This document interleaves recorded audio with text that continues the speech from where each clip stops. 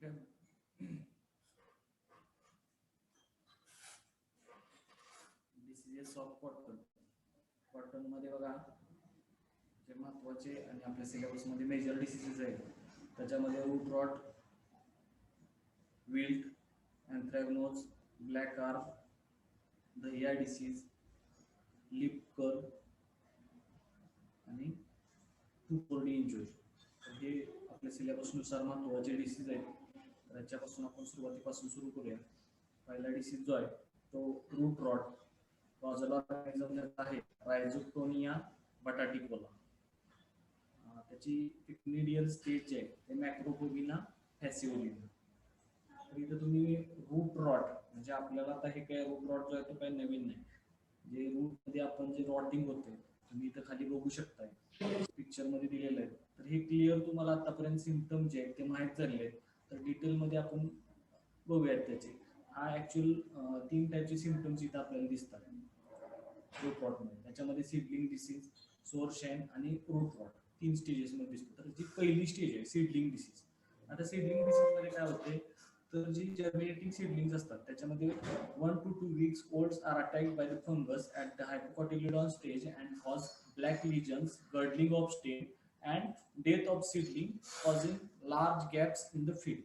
आता याच्यामध्ये काय होते ज्यावेळेस ते पान तुमचं जे कॉटन जे आहे ज्यावेळेस बियातून बाहेर पडते पहिली 2 पानं असतात त्या पहिल्या 2 पानाच्या स्टेजमध्ये काय होते त्याचं जे स्टेम असते त्या स्टेमवरती खालचा पोर्शन जो आहे तो गळणी होतो म्हणजे कुजल्यासारखं होतो.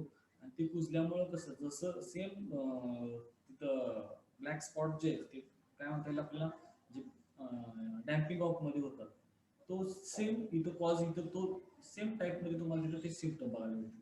ते स्टेम जे आहे तिथं काळा स्पॉट पडतोय आणि तो स्पॉट पडला की ती जागा जी आहे ती कुजते आणि ती कुजली की ते तुमचं पूर्ण कोलॅप्स होऊन जाते झाड पडतंय. आणि त्यामुळे काय होते फील्ड मध्ये खूप मोठं तुम्हाला गॅप दिसून येतो म्हणजे जिथं जिथं सिडलिंग हे डॅम्पिंग ऑफ होऊन जाते तिथं म्हणजे ही पहिली स्टेज आहे. त्यानंतर दुसरी स्टेज आहे शुअर शाईन.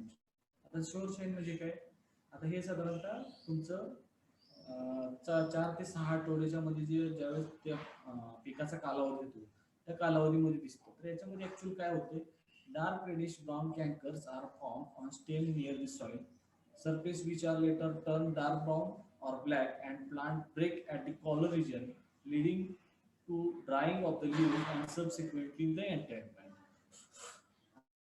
आता हे जे आहे ते आपल्याला काय म्हणता येईल पोस्ट डॅम्पिंग. पोस्ट डॅम्पिंग म्हणजे कसं आपण जसं एक साधारण कुठले प्लांट असेल ते ट्रान्सप्लांट करतो ते ट्रान्सप्लांट केल्यानंतर जसा अटॅक दिसतो तसाच म्हणजे आता इथं काय आपण ट्रान्सप्लांटिंग करत नाही. इथं काय होते आपली टोकणी असेल किंवा पेरणी केलेली असते तर साधारणतः एक 25 दिवसानंतर तुमचं 40 दिवसापर्यंत त्या त्या पिरियड मध्ये काय होते तुमचे जसे सुरुवातीला सीडलिंग स्टेज मध्ये जे इन्फेस्टेशन दिसत होतं तसंच सेम इन्फेस्टेशन जे आहे ते तुम्हाला 25 ते 40 दिवसामध्ये दिसतं. म्हणजे जमिनीला लागूनच तुम्हाला तिथं तुम्हाला ते खालचा पोर्शन जो आहे तिथंच तुम्हाला ब्लॅक कलरचा पॅच होतो आणि तो पॅच झाला की झाड पानं जे आहेत ते पूर्णपणे वाळतात झाड वाळून जातात आणि पानं गळून पडतात.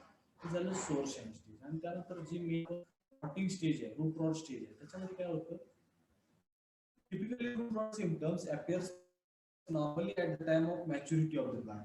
आता हे मॅच्युरिटी लेवलला बघायला the most prominent symptoms is sudden and complete wilting of plant in patches in concentric circles.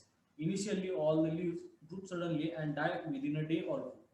म्हणजे ज्यावेळेस इन्फेस्टेशन होतं म्हणजे हे ऍक्च्युअल तुमचं क्रॉप मॅच्युरिटी स्टेजला येते आणि ज्यावेळेस इन्फेस्टेशन होतं ज्यावेळेस तो पॅथोजन आतमध्ये एंटर करतो रायझोटोनियाचा एकदा आतमध्ये एंट्री झाली की तो एंटर झाल्यानंतर म्हणजे एंट्री करेपर्यंतचा कालावधी खूप मोठा असतो. परंतु एकदा एंट्री झाली त्या प्लांटमध्ये की एंट्री झाल्यानंतर साधारणतः 2 दिवसामध्ये तुमची पूर्ण पानं जी आहेत ती गळल्यासारखी होतात आणि ते झाड जे ते पूर्णपणे वाळून पडल्यासारखं दिसतं. The affected plant when pulled reveal the rotting of entire root system except taproot and few laterals. तुम्हाला ते उपटल्यानंतर तुम्हाला त्याची जसे सिम्पटम आपण जसे विल्टिंग मध्ये बघतो तसे सेम तुम्हाला पूर्ण कुजल्यासारखं ते दिसून येईल. The bark of the affected plant straight and even extend above ground level. In badly affected plant the woody portions may become black and brittle, म्हणजे आतल्या बाजून जर बघितलं तर तुम्हाला ते ब्लॅकिश कलरचा पोर्शन जो आहे ते दिसेल. त्याचबरोबर a large number of dark brown sclerotia are seen on the woods or on the shredded barks. आता इथं स्क्लेरोशिया फॉर्मेशन जे आहे ते होत असते आणि हे स्क्लेरोशियल फॉर्मेशन जे आहे ते रायझोक्टोनियामध्ये बऱ्याच वेळा आपल्याला तिथे दिसते. तुम्ही जर कुठलेही कॉटन असेल किंवा सोयाबीनमध्ये जर बघितलं तर हे रॉटिंगचे प्रमाण मोठ्या प्रमाणामध्ये असते. तुम्ही ते प्लांट उपटलं की तुम्हाला ते स्क्लेरोशियल बॉडीज असे डोळ्याने आपण बघू शकतो. आता याची जर डिसीज सायकल जर आपण बघायला गेलो तर disease is mainly soil borne, तर हा जसा फ्युजेरियम आहे तसाच हा सॉइल बॉर्न डिसीज आहे. And the pathogen can survive in the soil as sclerotia for several years, म्हणजे या स्क्लेरोशियल फॉर्म मध्ये राहतो. जसा आपला फ्युजेरियम जो आहे तो तुमच्या क्लायमॅडोस्पोरच्या स्वरूपात सर्वाइव्ह करत असतो सॉइलमध्ये, तसा हा स्क्लेरोशियाच्या फॉर्म मध्ये सॉइलमध्ये सर्वाइव्ह करतो. The spread is through स्क्लेरोशिया which are disseminated by irrigation water, implements, heavy wind and other cultural operations. तर या सगळ्या गोष्टींमुळे त्याचा स्प्रेड जो आहे तो होत असतो. आता हा डिसीज डेव्हलप होण्यासाठी जी फेवरेबल कंडिशन जी लागत असते, जे आपण डिसीज डेव्हलपमेंटसाठी कंडिशन जी म्हणतो योग्य आहे, त्याच्यामध्ये काय होते बघा, dry weather following heavy rains, high soil temperature that is 35 to 39 degrees, low soil moisture that is 50 to 20%, cultivation of favorable hosts like vegetables, soil seeds, legumes, preceding cotton and wounds caused by ash weevils, grubs and nematodes. तर ह्या सगळ्या गोष्टी ज्या आहेत तिथं आपण काय म्हणता येईल ह्या फेवर करत असतात ह्या डेव्हलपमेंटसाठी. म्हणजे तुमचं टेम्परेचर असेल, मॉइश्चर असेल किंवा जे आपण त्याच्यामध्ये वेगवेगळे होस्ट क्रॉप जे ग्रो करतो, या सगळ्या गोष्टी तिथं त्या मॅटर करत असतात. त्या सगळ्या सिच्युएशन जर एकत्रित आल्या, तुमचा होस्ट ससेप्टेबल असेल आणि पॅथोजनचा अटॅक झाला की तुमचा तो डिसीजचा डेव्हलपमेंट ही होत असते. आता हा डिसीज जो आहे रूट रॉट मॅनेजमेंट करण्यासाठी त्याच्यासाठी काय करता येईल? Treat the seeds with trichoderma viride at the rate of 4 gram per KG और pseudomonas fluorescens at the rate 10 gram per KG of seed. आता इथं ट्रायकोडर्मा जो आहे तर ट्रायकोडर्मा हा बायोकंट्रोल एजंट आहे, सुडोमोनास सुद्धा बायोकंट्रोल एजंट आहे. सुडोमोनास फ्लोरोसन्स हा बॅक्टेरिया आहे, लक्षात घ्या, सुडोमोनास फ्लोरोसन्स हा बॅक्टेरिया आहे आणि ट्रायकोडर्मा विरिडी हा फंगस आहे.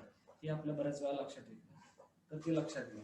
आता ऍप्लिकेशन रेट सुद्धा इथं बघा 4 ग्रॅम एका किलोसाठी आपल्याला घ्यायचा. आता हा बायोकंट्रोल एजंट आहे आणि हे बायोकंट्रोल एजंट जे आहे सुडोमोनास फ्लोरोसन्स, ट्रायकोडर्मा विरिडी, हे बायोकंट्रोल एजंट फक्त आणि फक्त आपण जे काही सॉइल बॉर्न डिसीज आहेत त्या सॉइल बॉर्न डिसीज कंट्रोल करण्याकरिताच यूज करत असतो. आता ट्रायकोडर्मा विरिडी मध्ये बरेच काही बाकीचे पॅरामीटर्स त्या प्लांटचे जे आहेत, म्हणजे तुमच्या प्लांटची उंची वाढणं म्हणा किंवा व्हेजिटेटिव्ह ग्रोथ होणं किंवा तुमच्या उत्पन्नामध्ये वाढ होणं, पानाची साईज वाढणं, ह्या सगळ्या गोष्टी जे आहेत ते ह्या होत असतात. म्हणजे ज्यावेळेस तिथे सॉइल बॉर्न डिसीज नसेल त्यावेळेस तुमचं हे प्लांटसाठी ग्रोथ रेग्युलेटर म्हणून काम करते. सुडोमोनास फ्लोरोसन्स सुद्धा सेम आहे, म्हणजे ह्या दोन्ही गोष्टी काय करतात, तुमचं प्लांट ग्रोथ रेग्युलेशनचं काम करतात. त्याचबरोबर जे काही सॉइल बॉर्न डिसीज आहे ते सॉइल बॉर्न डिसीज कंट्रोल करण्यासाठी ट्रायकोडर्मा विरिडीचं आपण ऍप्लिकेशन करणं तिथं गरजेचं आहे. तर सुडोमोनास फ्लोरोसन्सचं जर आपल्याला ऍप्लिकेशन करायचं झालं तर ते साधारणतः 10 ग्रॅम एका किलोसाठी बियाण्यासाठी आपल्याला ते चोळणं आवश्यक आहे. तर हे लक्षात घेतलं पाहिजे तुम्ही इथं की जे काय तुमचे सॉइल बॉर्न डिसीज आहेत त्याच्यामध्ये तुमचा फ्युजेरियम विल्ट असेल किंवा रूट रॉट असेल तर याच्यासाठी आपल्याला हे दोन्ही बायोकंट्रोल कॉमनली आपण नेहमी यूज करू शकतो. त्यानंतर पुढे बघितलं याच्यात तर treat the seeds with carboxin और थायरम ॲट 4 ग्रॅम और carbendazim at 2 gram per KG. Spot range with 0.1% carbendazim और 0.05% बेनोमिल. आता जनरल आपण जी कार्बेंडाझिम किंवा थायरमची सीड ट्रीटमेंट करतो ती सीड ट्रीटमेंट जर इथे केली, साधारणतः थायरम जर यूज करायचं असेल तर 4 ग्रॅम एका किलोसाठी आणि जर आपण कार्बेंडाझिम यूज केलं तर 2 ग्रॅम एका किलोसाठी तिथे अप्लाय करणं गरजेचं आहे. त्याचबरोबर जर बिनोमिल जर वापरायचं असेल तर 0.05% बिनोमिल आपण त्याच्यामध्ये आपण सीड्स जे ते ड्रेंच करू शकतो. त्याचबरोबर apply farm and manures at 100 ton per hectare और neem cake at 2.5 ton per hectare. Then adjust the sowing time, that is early sowing first week of April or last sowing last week of June, so that crop escape the high soil temperature conditions. म्हणजे तुम्ही इथं बघू शकताय की आपल्याला हा rotting जर व्हायचं नसेल तर आपल्याला काय करायचं, एप्रिल पहिल्या आठवड्यापासून ते तुमचं लेट सोईंग जे आहे ते जूनचा जो शेवटचा आठवडा आहे तिथपर्यंतच आपण करणं गरजेचं आहे. त्या टायमिंग मध्ये सोईंग जर केलं तर म्हणजे ते इतर गोष्टीला किंवा रूट रॉटसाठी ते बळी पडणार नाही. त्याचबरोबर याच्यामध्ये आपल्याला काय करता येईल, intercropping with sorghum or moth bean or lower the soil temperature. आता हे तर लोअर द सॉइल टेम्परेचर हे काय, हे जर इंटरक्रॉप घेतलं तर त्याच्यामध्ये टेम्परेचर कमी होऊन त्याच्यावरती तो जो रूट रॉटचा अटॅक होणार आहे तो होणार. त्याचबरोबर इथं आपण रेजिस्टन्स व्हरायटीज जर ग्रो केल्या तर आपल्याला इथं चांगल्या पद्धतीनं कंट्रोल मिळवता येऊ शकतो. तर हे झालं तुमचा रूट रॉट ऑफ कॉटन. त्यानंतर नेक्स्ट आपण त्याच्याशी रिलेटेड सॉइल बॉर्न डिसीज पुढचा बघतोय, फ्युझेरियम ऑब्दिस्पोरियम हॉर्मा स्पीसीज वॅसी इन्फेक्टर. आता हा विल्ट हा जनरल आहे. त्याचे सिम्पटम्स जर बघितले, wilt is restricted to black cotton soils with pH 6.8 to 8. It is rare in light to loam soils.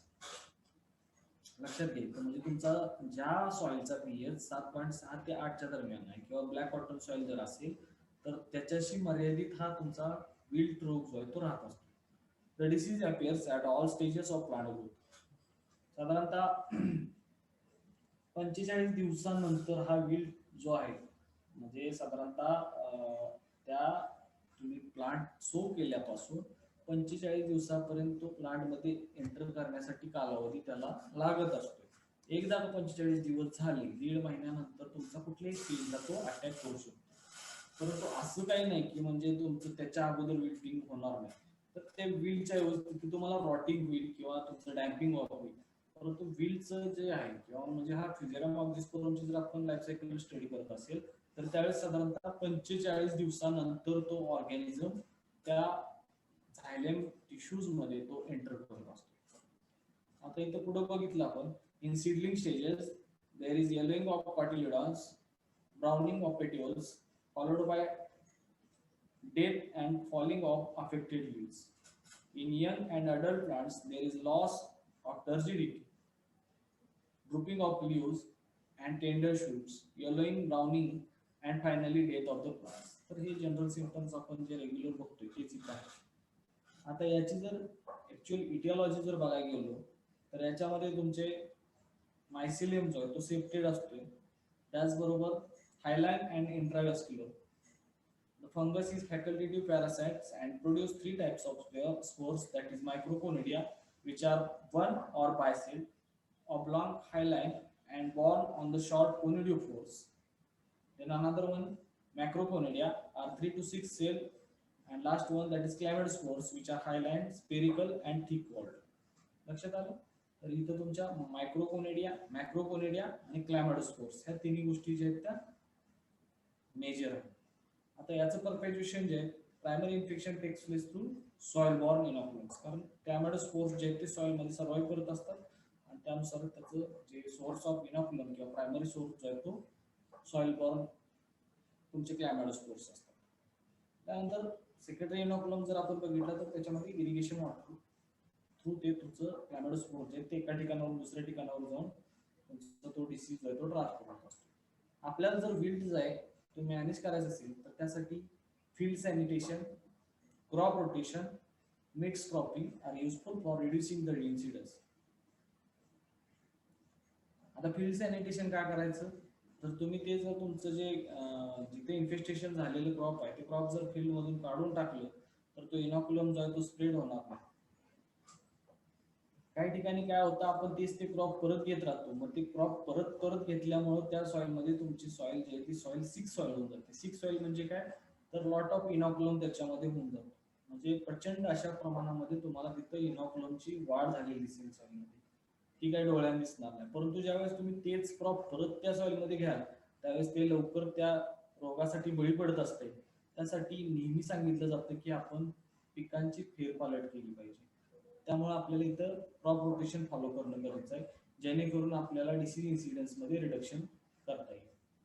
त्याचबरोबर आपण जे रुटीन प्रॅक्टिसेस मध्ये यूज करतो ते म्हणजे रेजिस्टन्स व्हरायटीज जे आहेत त्या रेजिस्टन्स व्हरायटीज जर आपण यूज केल्या तरी सुद्धा आपल्याला हा विल्ट डिसीज जो आहे किंवा हा मोर रोग जो आहे त्याच्यापासून आपल्याला जे पीक जे आहे ते बळी पडणार नाही याची दक्षता घेता येईल. त्याचबरोबर जे काय अमेरिकन व्हरायटीज जे आहेत ज्या विल्ड रेजिस्टन्स आहेत त्या आपण आपल्या इथं ग्रो करणं गरजेचं आहे. त्यानंतर आपण इथं नेक्स्ट डिसीज बघतोय तो म्हणजे अँथ्रॅकनोज. काजूल ऑर्गॅनिझम कॉलेटोट्रिकम कॅप्सिकी किंवा कॉलेटोट्रिकम गॉसिपी. आता याचे जर सिम्पटम्स आपण बघितले तर fungus infects the seedling and produces small reddish circular spots on cotyledon and primary leaves. जर इनिशियल स्टेज मध्ये असेल तर the lesions develops on collar region, stem may be girdled causing seedling to wilt and die. म्हणजे याच्यातून पुढच्या stage मध्ये गेल्यानंतर अशा पद्धतीने तुम्हाला विल्ट किंवा ते पूर्ण प्लांट जे आहे ते वाळू शकतो. In mature plants the fungus attack the stem leading to stem splitting and shedding of bark. The most common symptoms in ball spotting. म्हणजे तुमचं जे बॉल फॉर्मेशन जे होत असतं त्या बॉल फॉर्मेशन वरती तुम्हाला तिथं स्पॉट्स दिसत असतात अँथ्रॅकनोजचे. तर ते कशा पद्धतीचे असतात बघा. स्मॉल वॉटर सोप circular reddish brown depressed spots appears on the ball.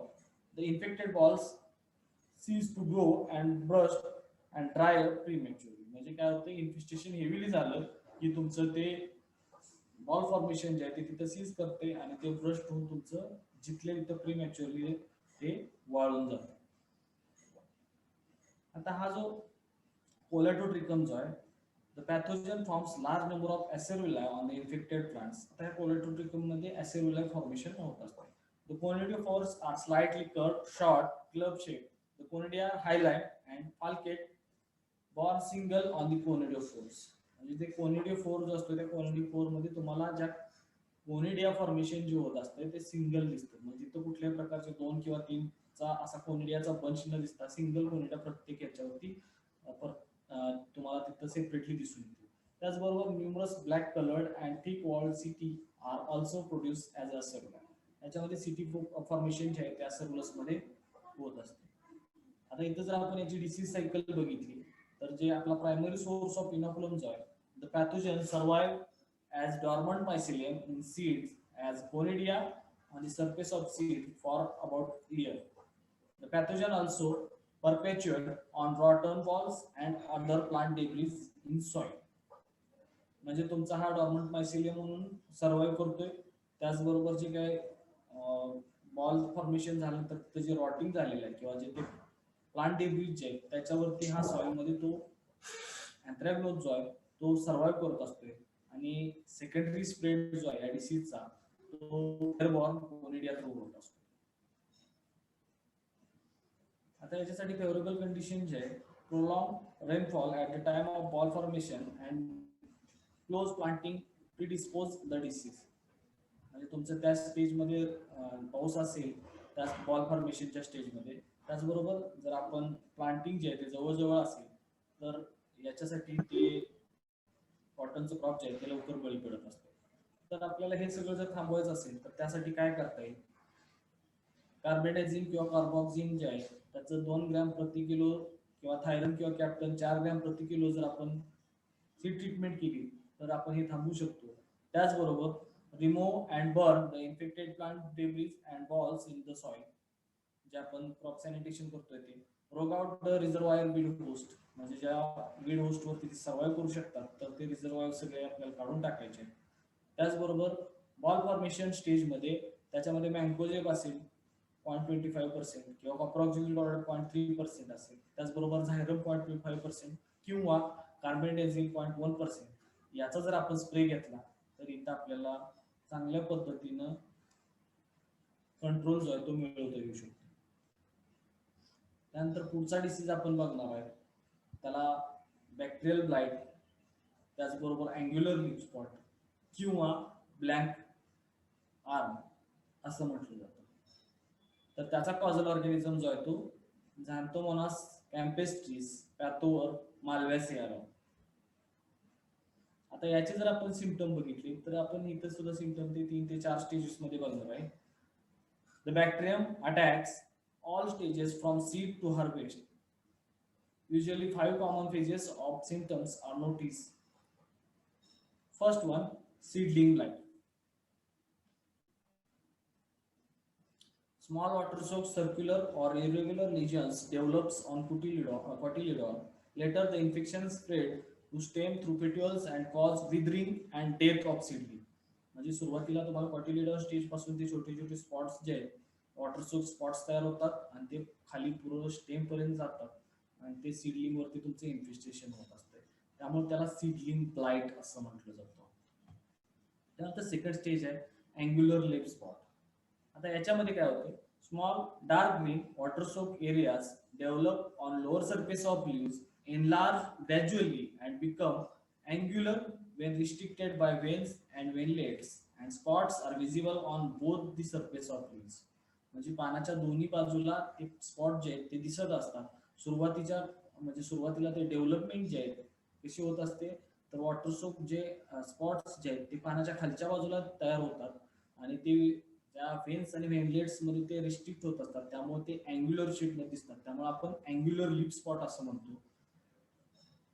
As the lesions become older, they turn to reddish brown color and infection spread to veins and ventlets. म्हणजे तुमचं परत ते खाली इथं तुम्ही बघू शकता फोटोमध्ये कसं वेन्स वरती तुमचं इन्फेस्टेशन जे आहे ते नंतर वाढत असतं. इनिशियल स्टेज मध्ये असं असतं नंतरच्या स्टेज मध्ये तुम्हाला ह्या वेन्स वरती तुमचं इन्फेक्शन जे आहे ते वाढत जातं.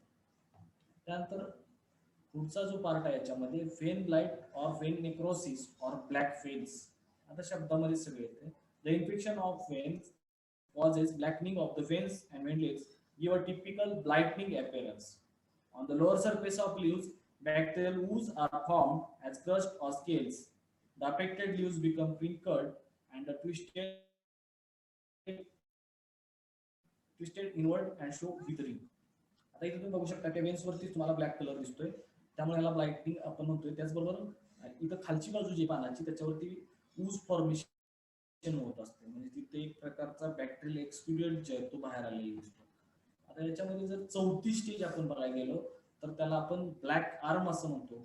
ब्लॅक आर्म म्हणजे काय on the stem and fruiting branches dark brown to black lesions are form which may girdle the stem and branches to cause premature dropping of the leaves, cracking of stem and gummosis, resulting in breaking of the stem which hang typically as dark black twig to give characteristic that is black arm symptoms. काय होते तर तुमचं पान जे पानाला सुरुवातीच्या stage मध्ये काय होते तुमचे डार्क ब्लॅक कलरचे तुमचे स्पॉट्स जे ते फॉर्म होत असतात इथे बघू शकताय. त्यानंतर जसं जसं तुमचं ते इन्फेस्टेशन वाढत जाईल तसं ते खाली स्टेम वरती येते. स्टेम वरती आल्यानंतर त्यानंतर प्रीमॅच्युअर तुमचं ते पान जे ते असं खाली वाकल्यासारखं झुकल्यासारखं दिसतंय आणि त्याच्यामुळे तिथे काय होते जिथं झुकलेलं असते म्हणजे वाकलेलं असते किंवा मोडल्यासारखं दिसते तिथं गमोसिस होतं आणि गमोसिस होऊन तुमचं काय होणार आहे ते ब्रेक होणार आहे तिथून त्यामुळे त्याला ब्लॅक आर्म असं म्हटलं जातं. त्यानंतर याच्यामध्ये जी पाचवी स्टेज आहे त्याला बॉल रॉट किंवा स्क्वेअर रॉट असं म्हटलं जातं. आता हे बॉल फॉर्मेशन मध्येच दिसणार आहे. बॉल रॉट आहे म्हणजे बॉल फॉर्मेशन मध्ये दिसणार आहे. On the balls water soak lesions appears and turn into dark black and sunken irregular spots. इथं सुद्धा कुठलाही रेग्युलर पॅटर्न दिसणार नाही पूर्णपणे तुम्हाला हे ब्लॅक कलरचे इरेग्युलर स्पॉट्स दिसतात. The infection slowly spread to entire boll and shedding occurs. म्हणजे पूर्ण तुमचा तो एरिया जो आहे तो बॉलचा तो कव्हर करत असतोय. The infection on mature bolls lead to premature bursting of bolls. The bacterium spread inside the ball and lean gets stained yellow because bacterial ooze and loses its appearance and market value. म्हणजे आतल्या बाजूला जर enter झाला तर तुम्हाला तो पिवळापणा जो आतमध्ये कापूस तयार होणार त्याच्यावरती दिसतो त्यामुळे मार्केट व्हॅल्यू जे ती डाऊन होत असते. The pathogen also infect the seed and causes reduction in size and viability of the seeds. लक्षात येतं. आता याची disease cycle. The bacteria survives on infected dried plant debris in soil for several years. The bacterium also seed-borne remain in the form of slimy masses on the fuzz of seed pod. लक्षात घ्या हा seed-borne disease आहे. आता याचं primary infection जे आहे start mainly from the seed-borne bacterium and secondary by the bacteria may through wind blown, rain splash, irrigation water, insects and other implements. आता हा जो बॅक्टेरिया आहे तो तिथं त्याची जी एंट्री जी आहे ते जे नॅचरल ओपनिंग असतात किंवा जे काय म्हणतात ऊन्स असतात त्याच्या थ्रू त्याची एंट्री जी आहे ती तिथं होत असते. तर तुमच्या लक्षात इथं आलं असेल कशा पद्धतीने हा प्रायमरी आणि secondary source.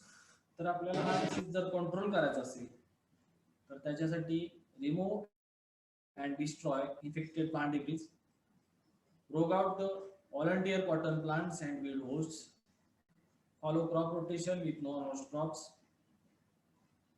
early thinning, good tillage, early irrigation, early earthing up, and addition of potash to soil reduces the disease incidence, grow resistance varieties, delight the cotton seeds with concentrated sulfuric acid at 125 ml per kg of seed. तुमचं जे seeds जे असतात सीड्सला जर आपण concentrated sulphuric ऍसिडची जर treatment केली तर आपल्याला ते जो काय म्हणतात सीड बॉर्न डिसीज आहे त्यामुळे तो बॅक्टेरिया तिथले सल्फ्युरिक ऍसिड मध्ये किल करता येऊ शकतो. त्याचबरोबर याच्यामध्ये कॉपरऑक्झी क्लोराईड 0.3% किंवा स्ट्रेप्टोसायक्लिन सल्फेट जे आहे त्याचा जर आपण स्प्रे घेतला तर आपल्याला इथं कंट्रोल मिळवता येऊ शकतो.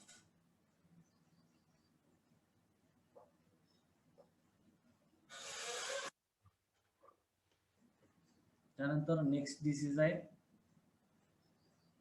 ग्रे मिल्ड्यू और दहिया डिसीज.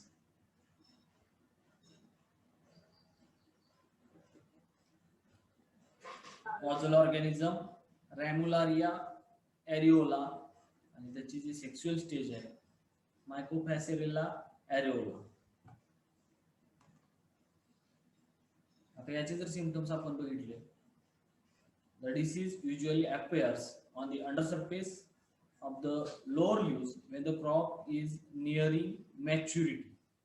इथं सगळ्यात महत्त्वाचं काय तर तुमचं क्रॉप जे ते मॅच्युरिटी स्टेजला जात असताना हा डिसीज जो फॉर्म होत असतो. त्याचबरोबर पानाची खालची बाजू आहे त्या पानाच्या खालच्या बाजूला तुम्हाला सुरुवातीला जो अटॅक आहे तो होत असतो. आता इथं सुद्धा irregular to angular pale translucent lesions which measure that is 1 to 10 mm develops on lower surface usually bound by vinelets. म्हणजे तुमचे 10 mm पर्यंत त्याचा जो लिजन जो आहे तो फॉर्म होत असतो.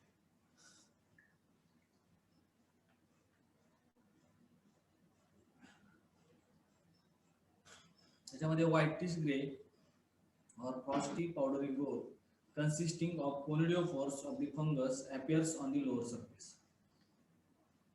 व्हाईटिश ग्रे कलर होतो त्यामुळे आपण त्याला दहिया डिसीज असं म्हणतो. When several spots spoils the entire surface is covered by white or gray powder growth. खूप मोठ्या प्रमाणामध्ये इन्फेस्टेशन होतं त्यावेळेस तुम्हाला अशा पद्धतीने दिसतंय. The infection spreads to upper leaves and the entire plant may be affected. The affected leaves dry up from margin, turn yellowish brown and fall off prematurely. त्याच्यामध्ये जो पॅथोजन जो आहे the fungus produce endophytic septate mycelium. Conidiophores are short, hyaline and branched at the base. Conidia borne singly or in chains at the tip of conidiophores. Conidiophores टिपला त्या conidia जे आहेत ते single किंवा chain मध्ये form होत असतात. आता याची जर डिसीज सायकल आपण बघितली the fungus survives during the summer in the infected crop residues.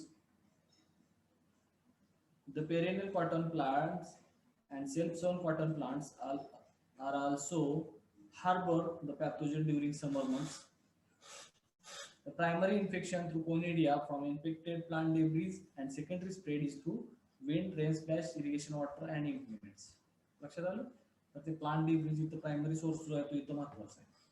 त्याच्यासाठी favourable condition wet humid condition during winter season, intermediate rains during northeast monsoon season, that is low temperature 20 to 30 degrees Celsius during October to January, close planting, excessive application of nitrogenous fertilizers, very early sowing or very late sowing of cotton and growing highly susceptible varieties or hybrid varieties. These are a few factors which are favorable for the disease development.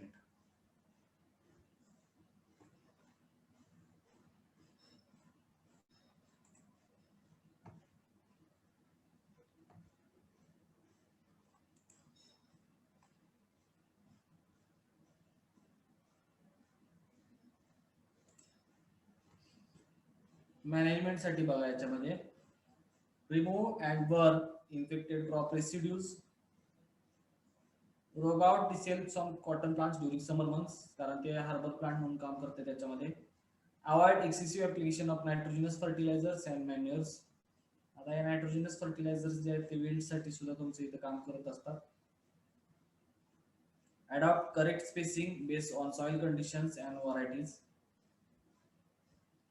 Spray the crop with carbendazim 0.1% or bordering mixture at the rate of 1% or wettable sulfur at 1.25 or 2 kg per hectare. Repeat after a week. Grow resistance varieties, that is Sujata and Varalakshmi. तर ह्या सगळ्या गोष्टी आपल्याला इथं follow करणं गरजेचं आहे. त्यानंतर नेक्स्ट डिसीज आहे तो लीफ कर्ल हा तुमच्यासाठी कॉमन आहे. ह्याचा इन्सेक्ट वेक्टर जो आहे तो व्हाईट फ्लाय मुळे हा कर्ल जो आहे तो होत असतोय. Use of infected cotton curl upward and bear leaf like enations on the underside along with vein thickening. Plant infected early in the season are stunted and yield is reduced drastically. म्हणजे हे झालं की yield reduction मध्ये common आहे ते. याच्या मॅनेजमेंटसाठी resistance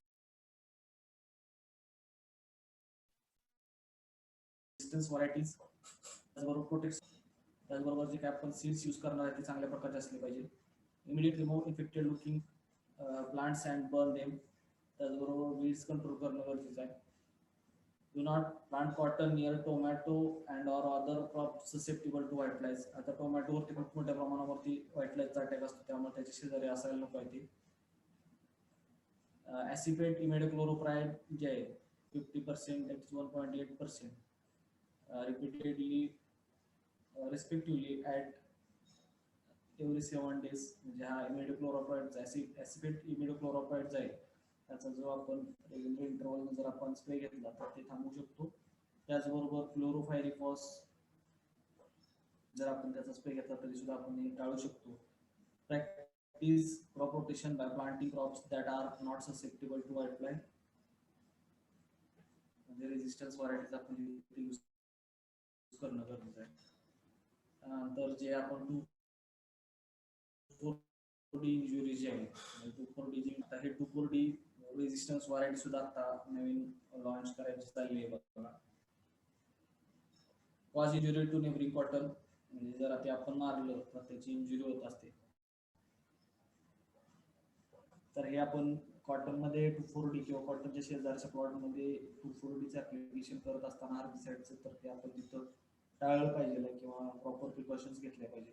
त्यामुळे जर तशा असतात नाही 2,4-D रेजिस्ट व्हरायटी म्हणजे त्या प्लॉट मध्ये जर तुम्ही 2,4-D मारलं तर कसल्याही प्रकारचं तुम्हाला तिथं त्याच्यावरती इन्सिडेंट दिसणार नाही. अशा पद्धतीने बघा हे जे दिसतंय असं पान हे 2,4-D मारल्यानंतर असं दिसतं. कुठलेही क्रॉप असू द्या लिगल क्रॉप किंवा तुमचा हा कॉटन असू द्या तर ज्यावेळेस आपण 2,4-D शेतामध्ये मारतो कशामध्ये मिक्स करून तर त्यावेळेस अशा पद्धतीने इफेक्ट जो आहे तो दिसत असतो.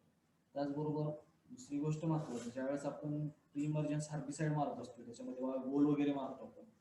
गोल मारल्यानंतर सुद्धा काही वेळेस अशा पद्धतीचे सिम्पटम्स सुरुवातीला पहिल्या 2 ते 3 पानावरती दिसत असतात.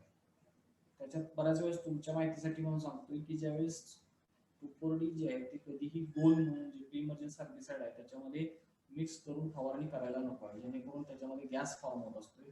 ऑलरेडी जे आपण pre emergence herbicide that is Goal जे आहे ज्यावेळेस आपण अप्लाय करतो त्यावेळेस खूप मोठ्या प्रमाणावरती गॅस क्रिएट करत असते त्याच्यामध्ये किंवा गॅस फॉर्मेशन होत असते.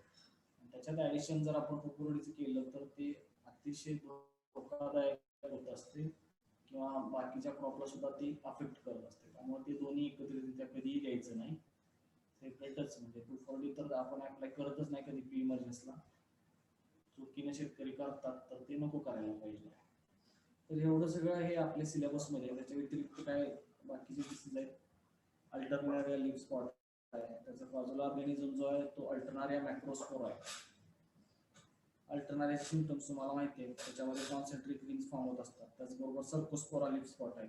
आता सर्कोस्पोरामध्ये तुम्हाला काय होतं डिफरन्स जो आहे तो याच्यामध्ये ग्रे कलरचा मध्ये स्पॉट दिसतो आणि आपल्या अल्टरनारियामध्ये जर बघितलं तर तुम्हाला कॉन्सेंट्रिक रिंग्स फॉर्म झालेली दिसतात. तर ह्या कॉन्सेंट्रिक रिंगच्या आहेत ते याच्यामध्ये होत असतात. तर अल्टरनारिया लिप स्पॉट त्याचबरोबर सर्कोस्पोरा लिप स्पॉट हे वेगवेगळे डिसीज याच्यावर दिसतात. त्याचबरोबर हेल्मिंथोस्पोरियम लिप स्पॉट, त्याचबरोबर कॉटनवरती रश जो आहे तो रश सुद्धा दिसत असतोय. ॲकोस्पोरा वासिटीमुळे तो कॉज होत असतोय.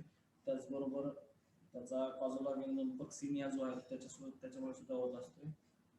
तर हे तुमचे ॲडिशनल तुम्हाला त्याच्यामध्ये टाकलं होतं. अगोदर जेवढं शिकवलं तेवढं तुमच्या सिलेबसमध्ये आहे. याच्या व्यतिरिक्त जर तुम्हाला काय समस्या असेल तर विचारा.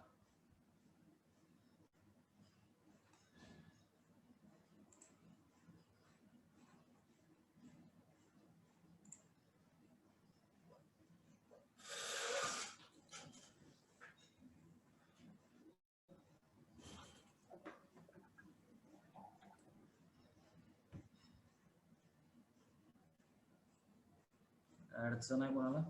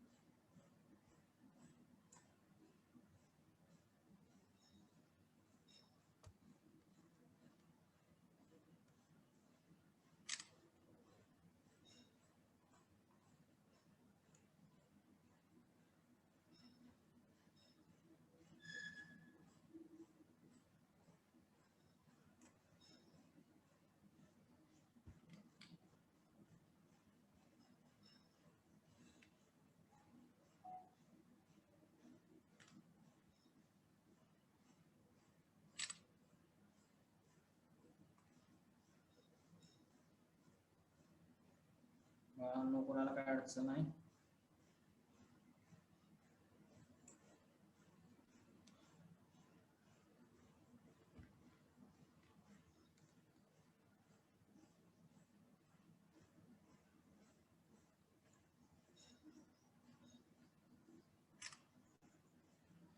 अडचण येत नाही हेच मला भारी वाटतं तुमचं. अगदी समाधानी असतं जेवढं शिकवलं त्यात.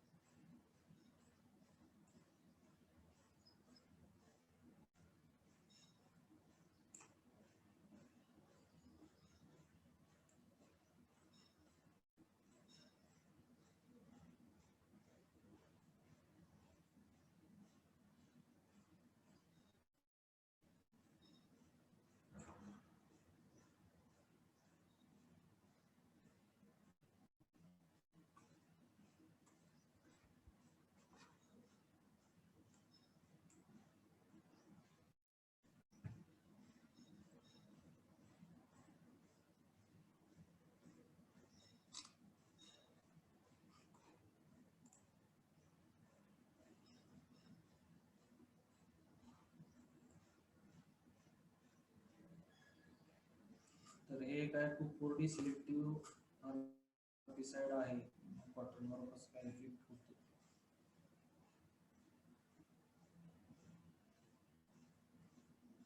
आता ह्याचं मला उत्तर काय सांगता येणार नाही तुम्हाला. मग ते बाबा सरला विचारतो. सिलेक्टिव्ह हर्बिसाइड आहे परंतु हे सिलेक्टिव्ह कॉटनमध्ये म्हणजे पूर्णपणे काय म्हणतात त्याला हे केलेलं आहे. म्हणजे तुम्ही यूज करू नका म्हणून सांगितलेलं आहे. कारण कॉटनवरती आता त्याची पानं जी आहेत ती गोल असतात. त्या गोल पानावरती याचा जो काय म्हणतात त्याला रेसिड्युअल इफेक्ट जो आहे तो होत असतोय. त्यामुळं इथं ते अवॉइड करायचंच आहे पूर्णपणे. मग त्यामुळे तिथं तुम्हाला टुफुर्डी इंजुरी जी आहे ती दिसत असते. तरी सुद्धा मी आणि बाबा सरांना विचारून तुम्हाला सांगतो. अजून काय?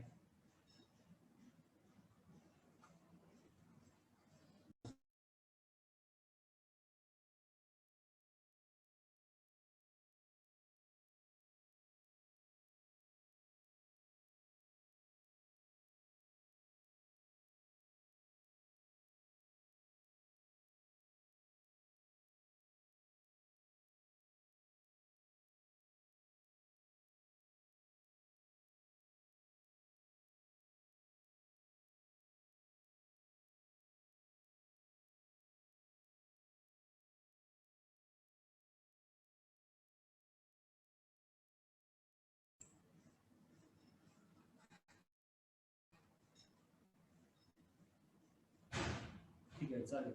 तुम्हाला जेवढं आतापर्यंत शिकवलं ते सगळं शिकवलेलं जे आहे, जेवढे क्रॉप तुम्हाला शिकवून झाले त्याचं तुम्ही काय म्हणतात त्याला, मॅन्युअल मध्ये आपण जसं नेहमी पाठीमागच्या सेमिस्टरला लिहित होतो तसं हँड रिटन तुम्ही ते मॅन्युअल लिहायला सुरुवात करायची, जेणेकरून तुम्हाला ऑन द स्पॉट परत कुठल्या अडचणी यायला नको. त्यामुळे ते मॅन्युअल लिहायला सुरुवात करा.